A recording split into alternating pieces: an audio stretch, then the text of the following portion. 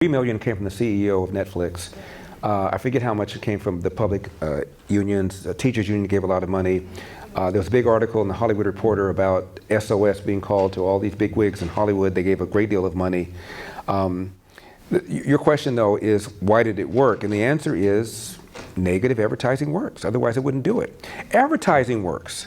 I mean, the reason I have a job on radio all these years is because advertising works.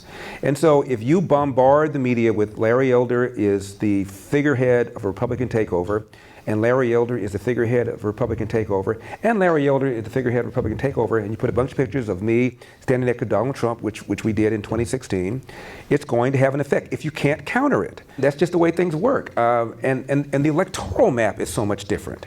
In 2003, when Gray Davis got recalled, 44% of the electorate was Democrat. Now it's 46%.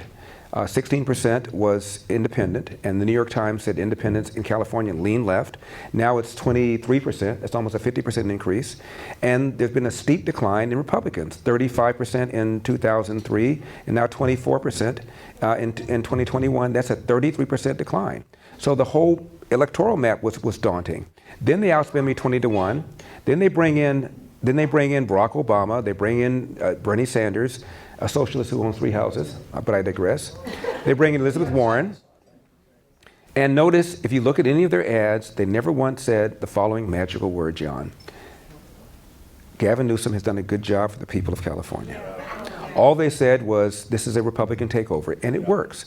They didn't say anything at all about the rise in crime, and it's been dramatic. 41% in LA, shootings and homicides. The man released 20,000 convicted felons earlier.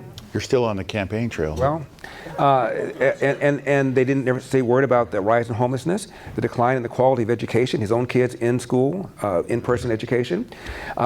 People are leaving California for the first time in our state's history. More businesses have left this year than have left all of last year. They said nothing about the way he managed forest fires, about the way we're running out of water, or about the rolling brownouts. All they said was Republican takeover, Republican takeover, Republican takeover, and it works. It's a template now, you know, Elder, Trump, Moorlach, Trump, and it's like I've never met Trump.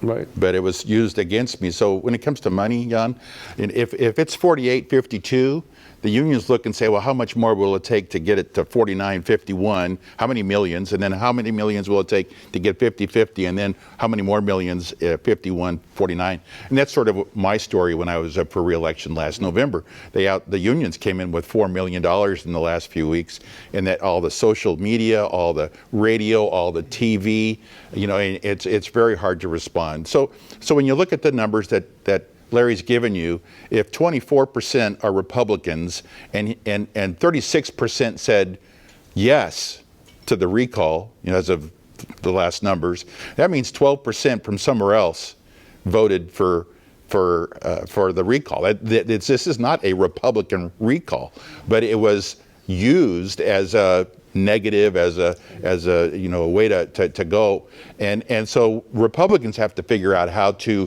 respond to Trumpster, to anti-vax, anti-science, anti-this, and because the voters are like sheep, they just believe that stuff, and the advertising works. When it isn't, when we have a state that's failing at so many levels. You know, and John, I've been asked, what will it take to turn the state around?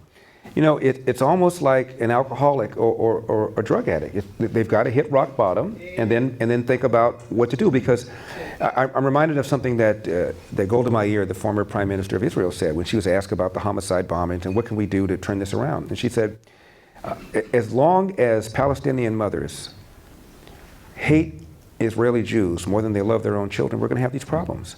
So as long as Democrats hate Republicans more than they're concerned about the rise of crime, more than they're concerned about the decline of the quality of public education, more than they're concerned about the rise of homelessness, more than they're concerned about the incredible cost of living, the average price of a home in California just hit $800,000, which is 150% above the national average. As long as they hate Republicans more than they're concerned about these kinds of things, we're going to have these problems.